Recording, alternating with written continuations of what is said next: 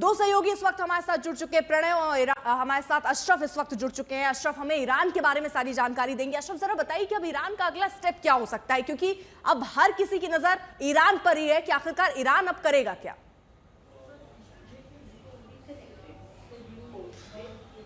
अर्पिता, दरअसल जिस अंदाज से साफ किया है अमेरिकी हमलों के बाद ईरान के राष्ट्रपति ने भी, ईरान के विदेश मंत्री ने भी, और खासतौर से जो सेना ईरान के सभी सुरक्षा तंत्र को देखती है, IRG, उन्होंने कहा है कि इस हमले का बदला लिया जाएगा।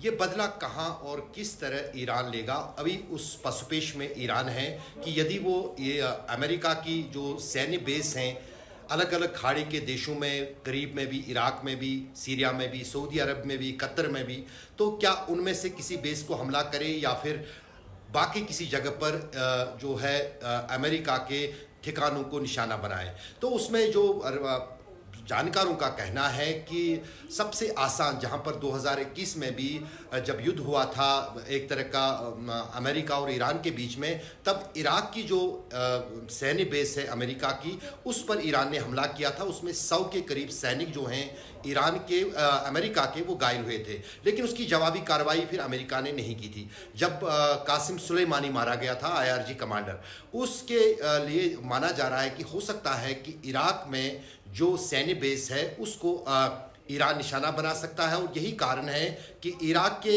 न सिर्फ वहाँ से जो एम्बेसी स्टाफ है अमेरिका का, उसको कम कर दिया है, बल्कि उस सैन्य बेस की सुरक्षा जो है वो अमेरिका ने बहुत बढ़ा दी है और साथ ही साथ कुछ सैनिकों को वहाँ से अलग किया है। दूसरी तरफ ईरान के लिए ये परेशानी है कि यदि वो सऊदी अरब या कतर में अमेरिका की किसी बेस को निशाना बनाता है तो ये विवाद बढ़ जाएगा। इसमें खाड़ी के दूसरे देश जो है वो भी प्रभावित हो जाएंगे और कहीं ना कहीं ईरान को जो समर्थन कुछ हद तक मुस्लिम देशों से मिल रहा है या खाड़ी के देशों से मिल रहा है, या जिन्होंने निंदा की अमेरिका के हमलों की, तो वो कहीं ना कहीं जो है उसका वो पूरा समर्थन जो है कम हो जाएगा। तो अब ये देखा जा रहा है, ये भी बातें हो रही है कि हॉर्मुज जो कि समुद्री पट्टी 33 किलोमीटर की है, उसको ईरान बंद कर सकता है। लेकिन जैसे आपने शुरू में कहा, सहयोगी जुड़ गए हैं तमाम जानकारी के साथ। प्रणय, ये जो अमेरिका का हस्तक्षेप हमने देखा और अचानक से जिस तरीके से अमेरिका ने पहले एक असमंजस की स्थिति पैदा की थी, ट्रम्प बोल रहे थे हम वेट एंड वॉच पॉलिसी अपनाएंगे, लेकिन अचानक उन्होंने इंटरफेयर किया। अब अमेरिका का हस्तक्षेप किस हद तक देखा जाएगा? पाकिस्तान ने जिस तरीके से निंदा करी है उससे अगर इसको जोड़कर देखें तो देखिए, पाकिस्तान संयुक्त राष्ट्र सुरक्षा परिषद का सदस्य है नेहा, और इसलिए संयुक्त राष्ट्र सुरक्षा परिषद के अंदर एक प्रस्ताव के ऊपर भी ईरान के समर्थन में पाकिस्तान, चीन और रूस एक साथ नजर आए थे। हालांकि ये प्रस्ताव पारित नहीं हो पाया। जहां तक पाकिस्तान की स्थिति है, पाकिस्तान कहता कुछ है, करता कुछ है। एक तरफ आसिम मुनीर जो हैं वो डोनाल्ड ट्रंप के साथ मिलकर आते हैं, वहां पर पाकिस्तान के सेना प्रमुख, और उसके साथ साथ ये तमाम चर्चाएं चल रही हैं कि क्या पाकिस्तान अपने सैन्य बेसिस जो है वो इस्तेमाल के लिए अमेरिका को दे सकता है यदि ये ऑपरेशन आगे बढ़ता है तो। जहां तक अमेरिका का सवाल है, अमेरिका इस पूरे मामले के ऊपर अभी दबाव जरूर बनाए रखना चाहता है, लेकिन ये इंडिकेशंस नहीं मिले हैं कि क्या America further air strikes Iran के ऊपर करने जा रहा है। आज एक बहुत महत्वपूर्ण बैठक व्हाइट हाउस के अंदर डोनाल्ड ट्रंप ने बुलाई है, अपनी नेशनल सिक्योरिटी कमेटी की बैठक है, जिसके अंदर तमाम विकल्पों के ऊपर आकलन किया जाएगा कि क्या अमेरिका इस ऑपरेशन में आगे भी एयर स्ट्राइक करे इजराइल के समर्थन में, या इजराइल को ही ये ऑपरेशन जो है वो आगे लीड करने दे और उसके बाद जरूरत पड़ती है तो आगे आए। साथ ही अमेरिका की तरफ से जो बयान आया है नेहा, यहाँ पर अगर स्ट्रेट ऑफ हॉर्मुज को बंद करने जैसा विकल्प ईरान देखता है तो फिर जाहिर तौर पर न केवल इस विवाद का, इस दंगल का, इस लड़ाई का दायरा बढ़ जाएगा, बल्कि इसके अंदर अमेरिका की जो भूमिका है वो भी सीधे तौर पर शामिल होगी इसके अंदर। चूंकि जो सी लेन्स ऑफ कम्युनिकेशन है उनको सुनिश्चित करने के लिए अमेरिका पहले ही अपने जो 2 विमान वाहक पोत है इस इलाके के अंदर मूव कर चुका है। तो अभी जो अगर आप रणनीतिक बिसात देखें, टेंशन ईरान की तरफ से भी है। अशरफ जिस तरीके से अभी कह रहे थे बिल्कुल ठीक बात है। माना जा रहा है कि इराक के अंदर एक सिंबॉलिक स्ट्राइक हो सकती है, लेकिन क्या ये 2017-16 से 20 वाला ट्रंप एडमिनिस्ट्रेशन है जो उस चीज को स्वीकार कर लेगा? क्योंकि इस समय मैक्सिमम प्रेशर पॉलिसी पर डोनाल्ड ट्रंप चल रहे हैं। वो ईरान के अनकंडीशनल सरेंडर से नीचे किसी भी चीज को मंजूर करने को राजी नहीं है। न्यूक्लियर प्रोग्राम खत्म करने की वो बात कर रहे हैं। वहीं दूसरी तरफ आज मॉस्को में भी एक महत्वपूर्ण बैठक होनी है नेहा, वो है ईरान के विदेश मंत्री की रूस के राष्ट्रपति व्लादिमीर पुतिन से। तो डिप्लोमेसी भी एक तरफ चल रही है, दूसरी तरफ ये बम गोला बारूद जो है वो भी झोंका जा रहा है। ऐसे में दुनिया के भारत समेत कई देशों को इस बात की चिंता है। भारत ने एक बार फिर आग्रह भी किया है कि इस मामले को बातचीत के जरिए सुलझाया जाए, क्योंकि अगर इसकी आंच बढ़ती है तो आप जानती हैं खाड़ी का यह इलाका तेल का इलाका है और तेल के इलाके के अंदर जरा सी चिंगारी भी जो है वो बड़ी आग के अंदर बदल सकती है। ठीक है, आप दोनों रहिए जरा साथ। इजराइल के मौजूदा हालात बता रही हैं आज तक संवाददाता शिवानी शर्मा। मैं सुबह से लगातार कोशिश कर रही हूँ देखने की, समझने की तेल अवीव की सड़कों पर आकर क्या हलचल है, क्योंकि सुबह 3 बजे एक सायरन आया, जिसके बाद शेल्टर में जाना पड़ा लोगों को, और उसके बाद ये खबर आई कि 2 जगह पर बड़े हमले हुए हैं। हालांकि यहाँ तेल अवीव में इन हमलों से किसी बड़े डैमेज की खबर नहीं है, कोई पुष्ट खबर नहीं है, लेकिन ये बताया जा रहा है कि वो एक तरह से ईरान का एक अटेम्प्ट था, अगर किसी बड़े हमले को करना है उससे पहले वो असेस करना चाहता था।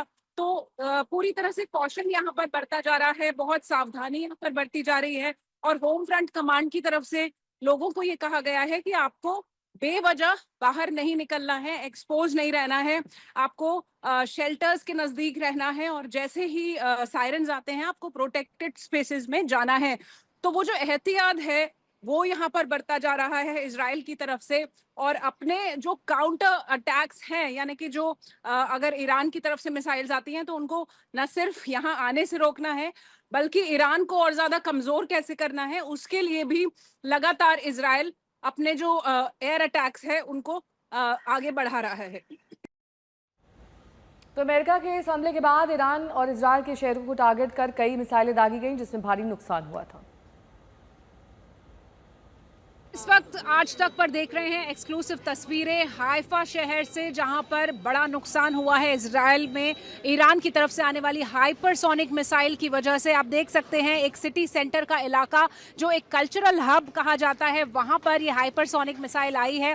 सड़क के एक तरफ रिहायशी इमारतें हैं जिनको बहुत बुरा नुकसान पहुंचा है, दूसरी तरफ एक स्ट्रक्चर हुआ करता था वो पूरी तरह से ये चौराहा टूट गया है, रेस्टोरेशन का काम किया जा रहा है, पुलिसकर्मी यहाँ पर मौजूद है, सिक्योरिटी एजेंसीज यहाँ पर मौजूद है। लेकिन बहुत अहम बात यह है इस हमले की कि यहाँ पर यह बताया जा रहा है कि सायरन बजने में देरी हुई थी, यानी कि जब मिसाइल आया, हिट हुआ, सायरन्स उस वक्त नहीं बजे। तो ये लोगों के लिए चिंता का विषय है, और आईडीएफ ने भी इस बात की पुष्टि की है, और आईडीएफ का कहना है कि वो इस पूरे मामले में इन्वेस्टिगेट कर रही है। ये एक टेक्निकल ग्लिच हो सकता है, लेकिन अगर ऐसा है तो ये वाकई में एक चिंता की बात है, क्योंकि अलर्ट्स सायरन के जरिए ही दिए जाते हैं, और आमतौर पर लोग सायरन सुनने के बाद ही लोगों को शेल्टर में जाना होता है। तो आप देखिए कि ये जो जिस तरह का एक मैग्नीट्यूड मुझे दिखाई दे रहा है इस हाइपरसोनिक मिसाइल का, ये एक बड़ी मिसाइल लग रही है जिसमें एक बहुत ही ज़्यादा पेलोड था, जो वॉरहेड था वो लगभग 1000 किलो का हो सकता है, ऐसा बताया जा रहा है। और ये यहाँ पर हिट किया है इसने सुबह, और ये जो 27 मिसाइलों का बराज था उसमें से एक मिसाइल है जो यहाँ हाइफा में आके लगी है। एक्सक्लूसिव तस्वीरें आप आज तक पर देख रहे हैं। पुलिसकर्मी, सिक्योरिटी एजेंसी सब यहाँ पर रेस्टोरेशन कर रहे हैं, और नज़दीक कोई नहीं जा सकता है क्योंकि एक्सप्लोसिव का कुछ हिस्सा इन इमारतों में अभी हो सकता है। तो इस पूरे एरिया को कॉर्डन ऑफ किया गया है, यहाँ पर सैनिटाइजेशन का काम चल रहा है ताकि लोग सुरक्षित रह सकें, और ये सब कुछ हो रहा है इसके बीच ही अलर्ट पर है पूरा इजराइल। आपको बताएं कि सिर्फ एसेंशियल सर्विसेज के लिए बाहर निकलना है, वो जो खतरा है वो बना हुआ है, और सुबह जो हुआ उसके बाद कुछ और अटैक्स हों तो किस तरह से उनको काउंटर किया जाए। ईरान एक तरफ अपने हमले तेज कर रहा है, इजराइल में नुकसान बढ़ता हुआ दिखाई दे रहा है, और इजराइल की जो फोर्सेज हैं और होम फ्रंट हैं वो लगातार अलर्ट जारी कर रहा है, लोगों से सुरक्षित रहने की अपील भी कर रहा है, और क्लियरेंसेस का काम भी किया जा रहा है। आपको ऐसी और एक्सक्लूसिव तस्वीरें आज तक पर दिखाएंगे। आशुतोष मिश्रा हमारे साथ, हमारे सहयोगी इस वक्त जुड़ चुके हैं। आशुतोष, आप वॉर जो है देख भी चुके हैं, वहां जाकर आपने कवर भी किया था। जिस तरह के हालात अभी बने हुए हैं, क्या लग रहा है ये और बढ़ेगा या जिस तरह चल रहा है उसी तरह चलेगा, या कुछ कम भी हो सकता है? आसार क्या नजर आते हैं? अगर बढ़ने की बात है, अगर बात सिर्फ इजराइल और ईरान के बीच में है, तो बीती रात जो हमला इजराइल ने किया है उसका जवाब ईरान देगा इजराइल पर मिसाइल दाग करके। जहां तक बात है कि अमेरिका के एंट्री के बाद क्या दूसरे देश, क्योंकि तीसरे के बाद अगर कोई चौथा देश प्रत्यक्ष रूप से शामिल होता है तो ये मान के चलिए कि एक हम किसी बड़े खतरे की ओर देख रहे हैं, लेकिन फिलहाल ऐसा होता नहीं दिखाई दे रहा है। नॉर्थ कोरिया ने इसकी निंदा की है, रूस ने इसकी निंदा की है, ईरान इस समय डिप्लोमेटिक सपोर्ट इकट्ठा कर रहा है अपने लिए। उसने EU के प्रतिनिधियों से मुलाकात की है, आज वो रूस में जाकर के पुतिन से मुलाकात करेगा। और इन सब के बीच दरअसल ईरान ने भी कहा कि जो कोई चाहे वो अपनी सैन्य शक्ति का इस्तेमाल करने दे, हवाई सीमा का इस्तेमाल करने दे, किसी भी रूप से अप्रत्यक्ष रूप से शामिल होगा, ईरान के वो निशाने पर होगा। लेकिन ये तब बढ़ेगा, सिर्फ एक शर्त है इसकी कि अमेरिका की जो सैन्य बेस यानी 40,000 मिलिट्री की प्रेजेंस जो मध्य पूर्व में है, अगर ईरान उस किसी एक ठिकाने पर हमला करता है तो आप समझिए कि हम सीधे सीधे एक और इराक और एक और अफगानिस्तान की तरह एक बड़े और व्यापक युद्ध की तरफ देख रहे हैं। लेकिन फिलहाल मानिए कि अभी जो युद्ध है वो सिर्फ 2 देशों के बीच ही सिमटा है। ठीक है, बहुत बहुत शुक्रिया आप सभी का इस तमाम जानकारी के लिए।